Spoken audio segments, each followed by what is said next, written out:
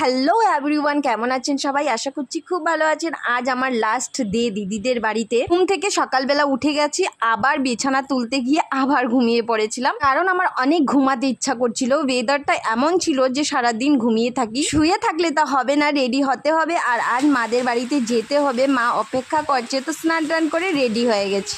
হওয়ার পর অনেকক্ষণ ওয়েট করেছি, কারণ এত পরিমাণ বৃষ্টি ছিল যে আমরা বেরোতে পারিনি। ফাইনালি বৃষ্টিটা থামার পর আমরা বেরিয়ে পড়েছি, তারপর বাস করে উঠে গেছি।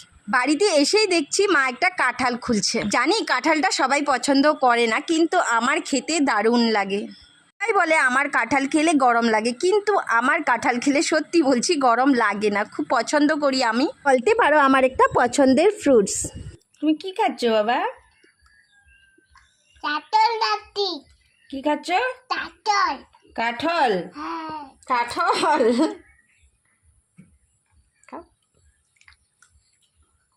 আর তুমি কি খাচ্ছ? কাঁঠাল। তুমি কাঁঠাল খাচ্ছ, আর বনু কি খাচ্ছে? কাঁঠাল। এক গামলা শেষ করতে পারবে তোমরা? হ্যাঁ।